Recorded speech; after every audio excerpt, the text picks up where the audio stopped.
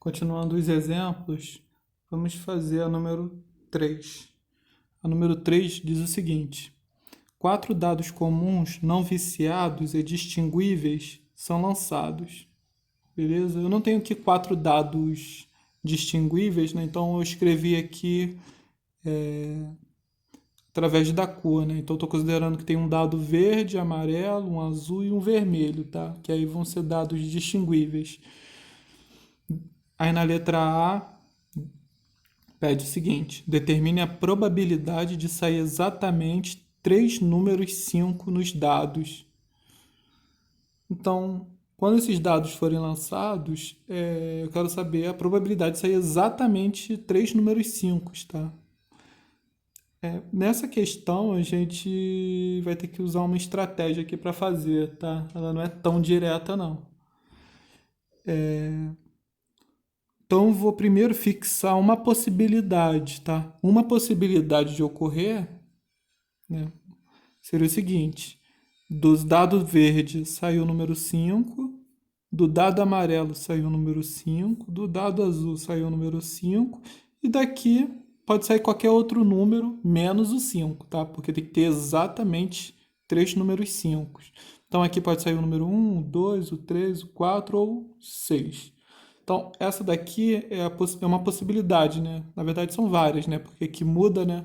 Então, a gente vai calcular primeiro a probabilidade de ocorrer esse fato, beleza? Então, a probabilidade para ocorrer esse fato aqui, na hora de eu lançar o dado verde, são 6 números, né, que tem no dado, a probabilidade vai ser de 1 em 6. Beleza? Porque tem que sair o número 5. Então, para sair o número 5 no dado, a probabilidade é de 1 em 6 possíveis. Na hora de eu lançar o dado amarelo, o lançamento dele não depende do resultado do dado verde, né? Então, ele é independente. Então, qual é a probabilidade? Vai ser também 1 em 6, né? Para sair o número 5 no dado amarelo, a probabilidade é de 1 em 5 possíveis. 1 em 6 possíveis, desculpa. Dado azul, mesma coisa. Quando eu jogar o dado, o resultado que ele vai dar não depende do que ocorreu no dado verde ou amarelo, ele é independente. E a probabilidade de sair o número 5 aqui no dado azul é de 1 em 6 possíveis. E o dado vermelho?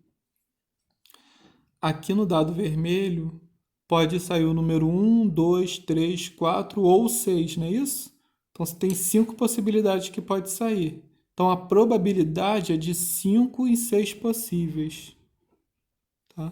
Aqui só não pode sair o número 5. Então você tem 5 possibilidades em 6 possíveis. E agora é só multiplicar que a gente vai ter o valor da probabilidade, né? De ocorrer esse fato aqui, tá? Não é a probabilidade final, não. Então, multiplicando aqui, em cima vai dar 5, né? 1 vezes 1 vezes 1 vezes 5 é 5. E embaixo aqui multiplicando, já vou colocar aqui direto a resposta, vai dar 1.296. Beleza? Então, essa é a probabilidade de ocorrer esse fato aqui em específico, tá? Dos 3 primeiros dados que eu coloquei aqui, saírem número 5. Só que tem mais possibilidades, né? Tem uma outra possibilidade do primeiro dado sair o número 5, o segundo dado sair o número 5, terceiro dado pode sair qualquer número menos o 5 e o dado vermelho sair o número 5. Certo? Uma outra possibilidade é essa daqui, né? O dado verde sair 5, o azul sair 5 e o vermelho sair 5. E uma outra possibilidade é do dado amarelo sair o 5, o azul sair o 5 e o vermelho sair o 5. Beleza? Então, na verdade, a gente calculou a probabilidade de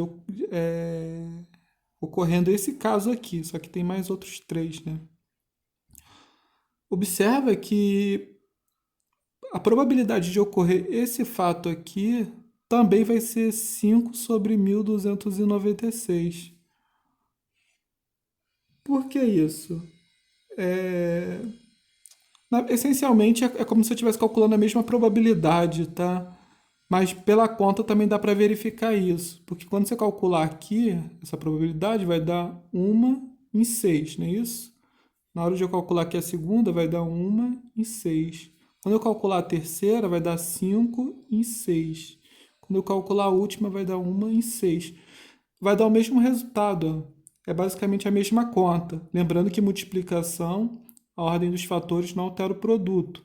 Então, na hora de você multiplicar isso tudo, vai continuar dando a mesma probabilidade. Aqui também vai dar a mesma probabilidade, aqui também. Então, a resposta, né, a probabilidade final que a gente quer, é só a gente somar. Esse, mais esse, mais esse, mais esse. Ou, se você quiser ir mais rápido, é só multiplicar por 4, né? Porque são tudo iguais, né? Então, é como se fosse 4 vezes essa probabilidade aqui. Vai dar a mesma resposta, tá? Se você somar aqui, vai dar a mesma coisa. 4 vezes 5, 20, e embaixo repete. Se você somasse, né, você repete o denominador e soma os numeradores. 5 mais 5 mais 5 mais 5 também dá 20, tá? Vai dar a mesma resposta. Então, essa daqui vai ser a nossa probabilidade final, a nossa resposta. Como já é a resposta final, tem que ver se essa fração dá para simplificar. E dá. Como em cima e embaixo são números pares, certamente dá para simplificar por 2. Simplificando por 2, 20 dividido por 2 dá 10. 1.296 dividido por 2 dá 648. Ainda continua números pares, então ainda dá para dividir por 2. 10 dividido por 2 dá 5. 648 dividido por 2 dá 324. Então essa daqui já não dá mais para simplificar, porque aqui embaixo não dá para dividir por 5, né? Então a resposta final é 5 em 324. Beleza? Essa aqui é a resposta. Então essa já deu um pouquinho mais de trabalho, né? Para fazer. E também outro detalhe é que a gente conseguiu, né, ver todas as possibilidades aqui escrevendo. Mas tem questões que não dá para. Não fica tão fácil listar assim, né? Não é pouca possibilidade. Então você vai ter que fazer uma conta para verificar quantas possibilidades são. Aqui não precisa, tá? É tão pouco que dá para fazer no braço mesmo. Mas depois a gente vai ver uma questão que não vai dar para contar assim, né? A gente vai ter que fazer uma continha para ver quantas são as possibilidades. Vamos para B. Determine a probabilidade de sair exatamente 3 números iguais nos dados. Aqui eu calculei a probabilidade de sair exatamente o número 5 no dado, tá? Então, a probabilidade de sair 5, só vou escrever assim, né? Foi de 5 sobre 324. Agora, às vezes vocês concordam comigo. Se eu quiser calcular a probabilidade de sair 1 no dado, né? Sair 3 vezes o número 1 no dado, também vai continuar sendo 5 sobre 324. Essencialmente, a conta vai ser a mesma, tá? Então, se aqui fosse, ao invés de sair exatamente 5, sair exatamente 1, todo o processo da conta seria o mesmo. Então, isso significa que sair o número 1 também vai ser essa probabilidade. Sair o número 2 também, né? Se eu quiser saber só a probabilidade de sair exatamente 3 números 2, também vai ser 5 sobre 324. Então, assim, para cada número você tem essa probabilidade, né? Como no dado são 6 números, então você pode fazer simplesmente 6 vezes essa probabilidade. Beleza? E aqui vai dar a resposta final que a gente quer, né? 6 vezes 5, 30. Fica 30 sobre 324. Como essa resposta final tem que simplificar, né? E dá para simplificar, porque em cima e embaixo são números pares, então dá para dividir por 2. 30 dividido por 2, 15. 324 dividido por 2, 162. Nesse caso, não dá mais para simplificar por 2, porque embaixo é par, mas em cima é ímpar. Também não dá por 5, mas dá por 3, tá? Como é que eu sei que dá por 3? 15 é fácil, né? 15 dá para dividir por 3. Mas por que o 162 dá para dividir por 3? Porque a soma dos algarismos é um múltiplo de 3, né? 1 mais 6 mais 2 dá 9. E 9 está na tabuada do 3. Isso significa que esse número aqui ele é divisível por 3. 15 dividido por 3 dá 5. 162 dividido por 3 dá 54. Tá aí. Então essa é a resposta, beleza? Aqui já não dá mais para simplificar. Essas questões já são um pouquinho mais elaboradas, né? O raciocínio já muda um pouquinho aqui para fazer essas probabilidades, né? Vamos para a número 4. A número 4 é uma questão de marcar. Beleza? Então, na 4 diz o seguinte: em uma cidade, 10% das pessoas possuem carro importado. 7 pessoas dessa cidade são selecionadas ao acaso e com reposição. Qual é a probabilidade de que exatamente 2 pessoas selecionadas possuam carro importado? E aqui as respostas não está exatamente uma fração, né? Está dando uma expressão. Então, ele não quer que você calcule até o final a probabilidade, né? Mas que você chegue pelo menos na cara da expressão, né? Então, tem 7 pessoas, tá? Que foram selecionadas e com reposição, né? Basicamente, deve ter selecionado uma pessoa de cada vez. Então, selecionou uma pessoa A, depois essa pessoa volta, né? Depois seleciona uma pessoa B, sendo que pode ser ter repetido a pessoa, né? Depois seleciona uma pessoa C, depois uma pessoa D, depois uma pessoa E, depois uma pessoa F e uma G, tá? Tô chamando as pessoas em letra para ficar mais fácil, beleza? Aí ele quer saber a probabilidade de que 2 dessas pessoas aqui possuam um carro importado. A estratégia para fazer essa questão é parecida com a questão dos dados, tá? A gente vai fixar primeiro uma possibilidade. Eu vou considerar que a pessoa A e a pessoa B têm o carro importado, beleza? E esses daqui não têm o carro importado, então vou colocar um N ali para lembrar, ó, não tem, não tem, não tem, não tem. E aqui eu coloquei I para lembrar que eles têm carro importado, beleza? E a gente vai calcular primeiro a probabilidade de ocorrer exatamente nessa ordem, né? Tudo bem? Aí depois, assim como a gente fez no dado, a gente depois calcula a probabilidade dos demais. Vamos lá. Qual é a probabilidade dessa primeira pessoa selecionada, né, que eu chamei de A, ter carro importada? Bom, ter carro importado é de 10%. Então aqui seria 10%. Só que essa resposta está em fração, né? Então como é que eu transformo 10% em fração? 10% é a mesma coisa de 10 em 100, beleza? E aqui dá para simplificar, né? Então é a mesma coisa de 1 em 10. Então, 10% em fração é 1 sobre 10. Então, vou deixar aqui 1 sobre 10. Observe o que tem, né? Aparece esse 1 sobre 10. Qual é a probabilidade da pessoa B ter carro importado? 1 em 10, né? 1 sobre 10, que é o 10%. Qual é a probabilidade da pessoa C não ter carro importado, né? Agora eu quero que essas demais pessoas não tenham carro importado, beleza? Se ter carro importado é 10%, não ter carro importado vai ser 90%. E 90% é 90 sobre 100, tá? 90%, 90 por 100. Aqui dá para simplificar, né? Fica 9 sobre 10. Então, a probabilidade de uma pessoa não ter carro importado é de 9 em 10. Como é com reposição, né? Vai continuar, uma probabilidade não vai depender aqui da outra, tá?